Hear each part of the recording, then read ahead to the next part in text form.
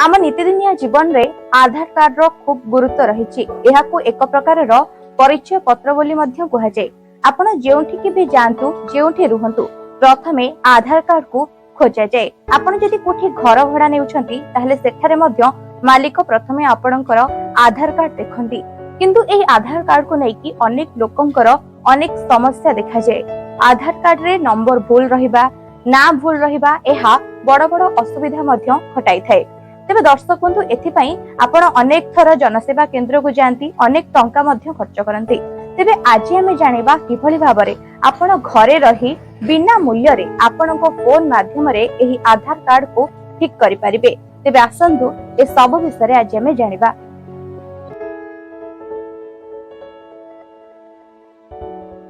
वर्तमान समय रे आधार कार्ड तो समस्तंक पाखरे अछि, से छोट हेउ अबा बड़।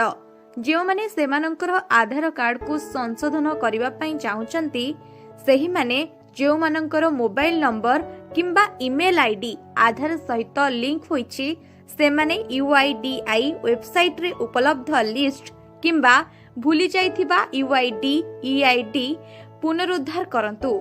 सुविधा माध्यम रे सहजरे सेमानंकर आधार विवरणी पुनरुद्धार करि परिबे। मो आधार विभाग रे हजि जाइथिबा किंबा भूली जाइथिबा UID EID पुनरुद्धार करंतु उपरे क्लिक करंतु। कैप्चा कोड सहित आपणकर संपूर्ण नाम, मोबाइल नंबर किंबा ईमेल ठिकाना एवं जन्म तारीख प्रवेश करंतु। एहा परे OTP उपरे क्लिक करंतु। OTP प्रवेश करंतु एवं दाखल करंतु।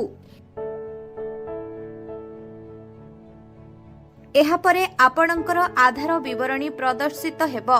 आपणकर आधार नंबर मध्य आपणक मोबाइल को पठाजिबो। एथिपाई कोनोसी टंका देबाकू आपणकू पड़िबो नाही।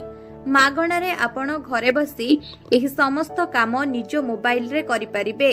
जदि आपणक पाखरे वैध मोबाइल नंबर नाही तेबे आपणकू निकटस्थ आधार केंद्र को जाई नुआ नंबर को अपडेट करबाकू पड़िबो। एथिरे आपणकू QR कोड ओ KYC रो फीचर मिलिबो। कोनोसी स्थान को गले आपण एहाकू आधार नंबर भाबरे व्यवहार करि परिबे।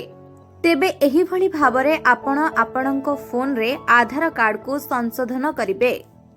तेबे दर्शक बंधु आपण जानिले तो केते सहजरे आपण घरे बसी बिना मूल्य रे आपणकर आधार कार्ड को सठिक करि परिबे। एहा आपण जानिबा सहित आपणक सांगसाथी माननकु मध्य जणांतु।